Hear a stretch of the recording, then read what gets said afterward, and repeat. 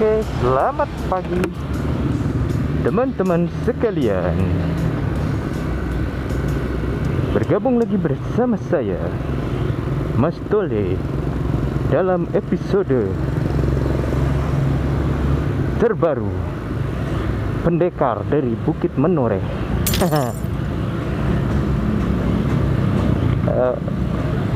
Bagaimana kabar teman-teman?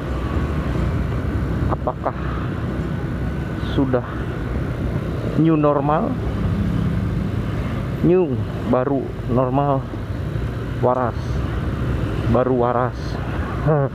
Berarti sebelumnya gila. Oke, apa yang akan kita bahas kali ini? Kita bakal bahas yang namanya etika berkendara di jalan raya. Etika sosokan. Bahas etika kayak yang udah sopan aja. Ya maksudnya paling tidak kita tahulah dikit-dikit. Meskipun sebenarnya etika itu nggak ada bakunya ya, nggak bisa dipelajari. Apakah ada? Yang saya tahu sih nggak ada ya. Buku etika berlalu lintas untuk berkendara di jalan raya. Mungkin kalau artikel gitu ada dari blogger gitu. Etika berkendara seperti apa, merujuk pada misalkan peraturan kepolisian, peraturan dishub gitu. Bisa mungkin ada yang begitu. Cuman kalau etika sih rasanya pendidikan etika dasar itu dari keluarga ya, dari lingkungan terkecil. Bagaimana cara bersopan santun sama orang lain yang tidak kita kenal, menyapa misalkan kepada orang yang lebih tua, itu bagian dari etika. Nah, kalau etika dasarnya kita maksudnya udah terbiasa dengan hal itu sejak kecil, sejak di lingkungan keluarga, rasanya diaplikasikan ke mana saja akan berpengaruh, termasuk di jalan raya. Misalkan nggak gampang marah, terus ke pengendara lain sopan. Kalau pengendara lain misalkan dari arah yang berlawanan mau berbelok memotong jalur kita, ya apa salahnya kita berhenti sebentar, barang 5 atau 10 detik. Misalkan kalau yang nyetir dari arah berlawanan kita tuh kakek-kakek atau nenek-nenek yang bawa motornya pelan gitu, mau belok aja kakinya turun, terus tunjuk-tunjuk gitu. Apa ya tunjuk-tunjuk teh, pelan-pelan tuh nih.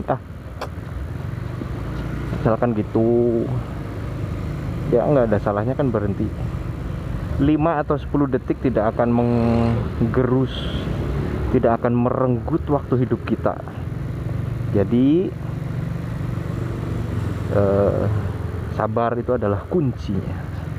Sabarlah hati. Bukan ya, jagalah hati itu. Terus apa lagi ya, kalau etika berkendara tuh kalau kira-kira ini telat bangun terus harus kerja atau harus sekolah, jangan bikin kesel orang lain dengan cara ugal-ugalan di jalanan, selip kanan kiri. Ya itu sih resiko lu. Suruh siapa bangun kesiangan,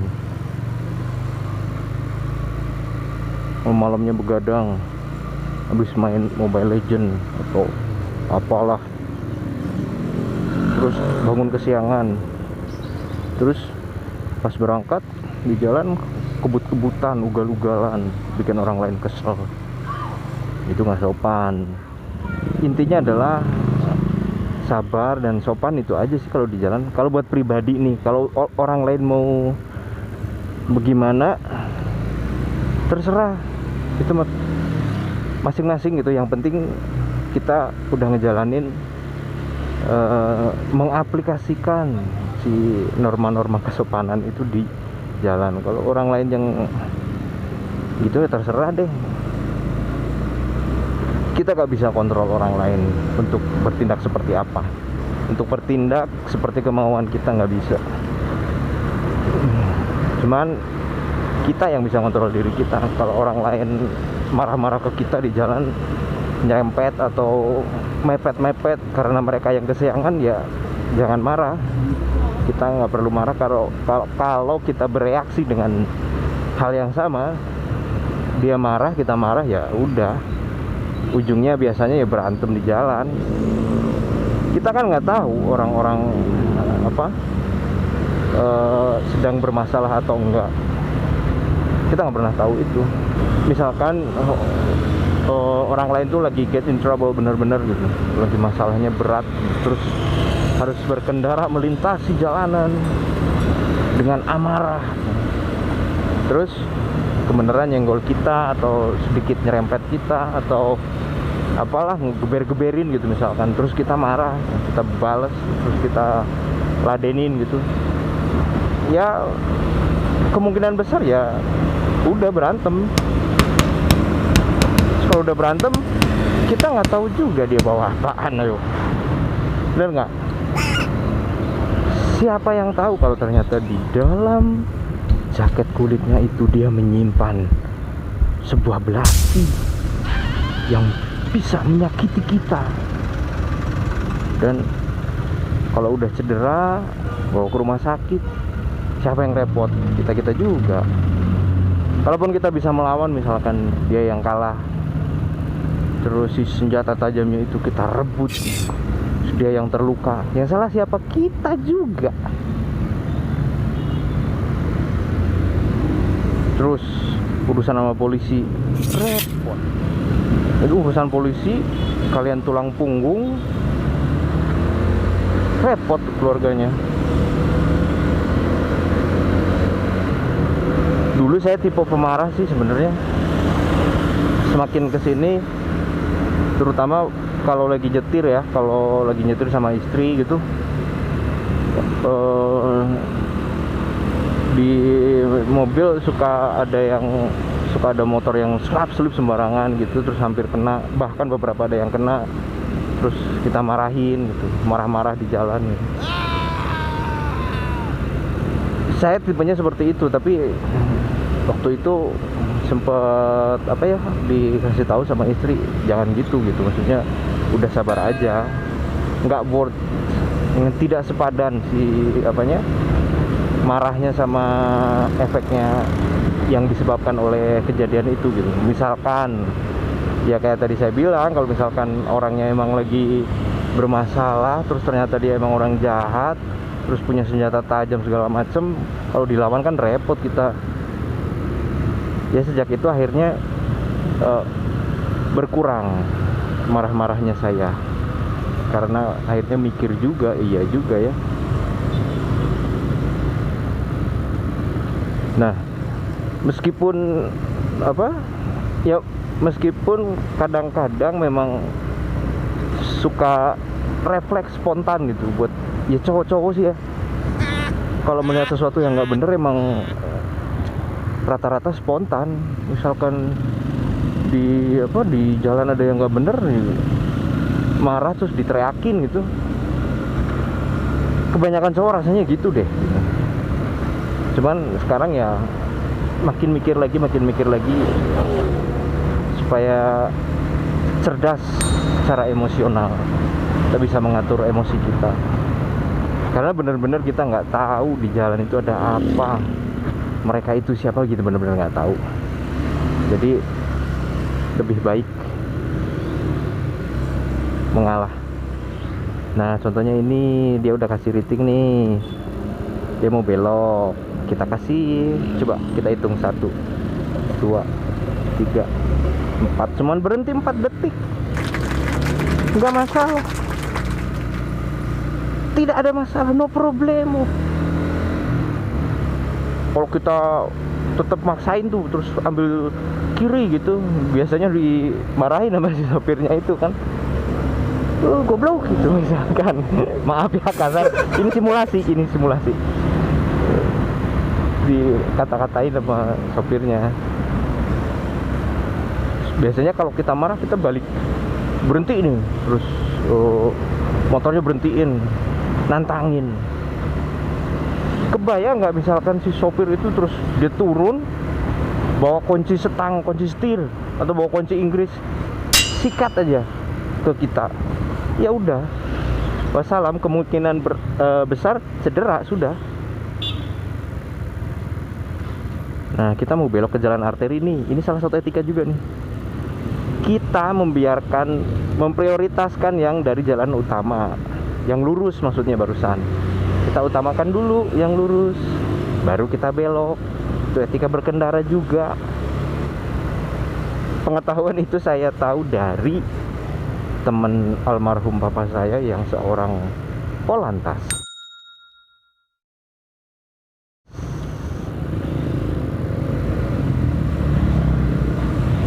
Nah, kayak barusan itu bapak itu yang pakai motor matic itu membingungkan. Kita nggak boleh gitu. Kalau mau nyari alamat, jalannya di kiri, jangan di tengah-tengah, atau jangan nanggung. Di tengah kagak, di kanan kagak, di kiri kagak, di tengah-tengah kagak. Jadi kayak nyetir kapal, kayak nggak punya jalur. Kalau nyari alamat, pelan-pelan di kiri, jangan menghalangi orang lain itu. Oke, nanti kita lanjut lagi pembahasannya. Kita jeda dulu sebentar. Jadi bisa jadi kita udah sopan dan santun, orang-orang tidak. Mereka tetap gerusa-gerusu di jalan, tetap buru-buru, tetap kebut-kebutan dan ugal-ugalan. Tidak apa-apa, itu mah orang, kita mah jangan. Begitu. Mengapa kita jangan? Karena kalau kita ladenin orang-orang yang seperti itu, akan berujung pada peristiwa yang mungkin merugikan kita. Wow. Waduh, tuh baru aja diomongin langsung ada yang nyelip dari belakang dengan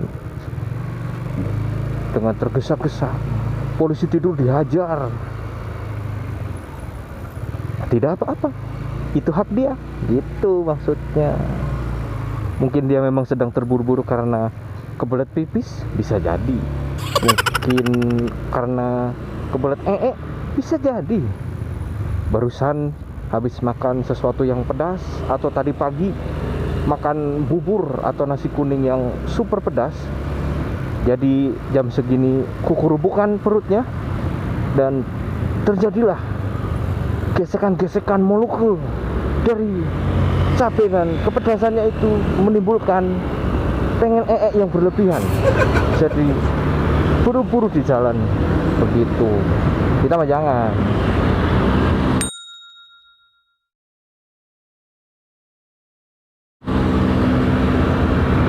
Nah, kayak yang barusan bapak yang hijau itu pakai motor hijau melawan arah, itu tidak sopan. Tapi biarin aja, itu mah dia, kita mah jangan ya. Segimana juga usahakan untuk selalu tertib di jalan, karena beneran merugikan orang itu tidak baik. Membuat orang tidak nyaman itu nggak baik. Disumpahin, dikata-katain. Oke, balik lagi, kita harus sopan karena ya kita nggak tahu orang sedang dalam masalah apa. Ada kalanya orang-orang tersebut melakukan aktivitas ugal-ugalan itu karena memang mungkin lagi marahan sama pacarnya atau marahan sama istrinya, mungkin habis dipecat dari kantor, mungkin habis dipotong gajinya, ya kan bisa jadi. Kalau dalam keadaan seperti itu dia marah terus kita ladenin, wah konyol. Nah, ini tidak sopan mbak, ini tuh. melawan arah dan menyebabkan saya agak kaget.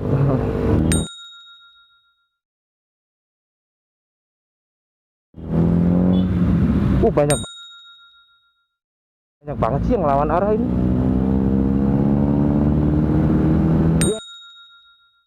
Biarin saja mereka, kita jangan ya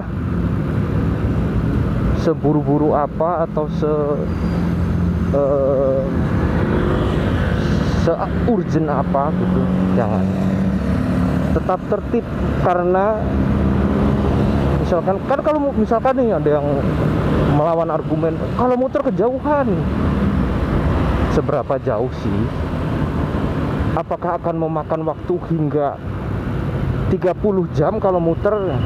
Atau kalau muter saya harus menghabiskan waktu 14 hari kerja? Enggak kan? Paling berapa sih, 10 menit?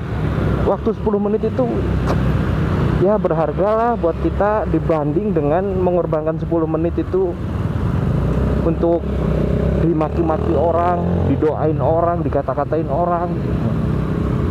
Santai aja hidup. Udah, kalau emang harus muter ya muter gitu. Maksudnya segala sesuatu yang sudah digariskan memang harus seperti itu gitu ya, jalani saja. Contohnya ya, kalau memang harus muter ya muter, nggak apa, emang kenapa?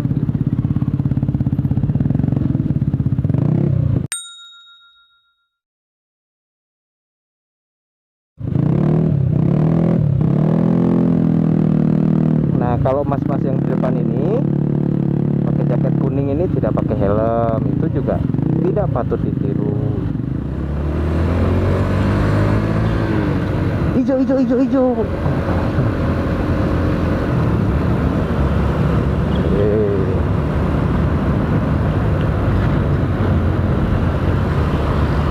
Jadi tetap harus sabar ya kalau ada orang-orang yang bertingkah laku aneh di jalanan. Kayak gitu, terus kesini istri merasa terganggu dengan perilaku yang marah-marah itu. Jadi mengingatkan, udahlah jangan marah-marah apapun itu gitu. Apapun itu sudahlah, gak sepadan gitu sama marah-marahnya. Kalau lecet bisa dibenerin kok gitu. Lagian cuma lecet dikit. Maksudnya resiko untuk berantem dan mengalami peristiwa yang merugikan itu lebih besar kalau kita marah-marah gitu. Jadi sejak itu ya marah-marahnya saya berkurang. Nggak hilang sih, kadang-kadang masih suka spontan, tapi nggak sampai bunyi, cuman gitu, nahan, terus diingetin udah. Jadi fungsi pasangan itu ya buat meredakan, saling melengkapi. Yang punya pasangan, tapi lo kalau yang enggak ya pakai Google Assistant aja. Google Assistant mengingatkan Anda untuk tidak marah-marah. Jangan marah-marah, nanti cepat tua. Jadi yang belum punya pasangan ya sadar diri untuk menjaga. Kuncinya satu sih, seperti yang saya bilang tadi, yaitu sabar. Dengan sabar semuanya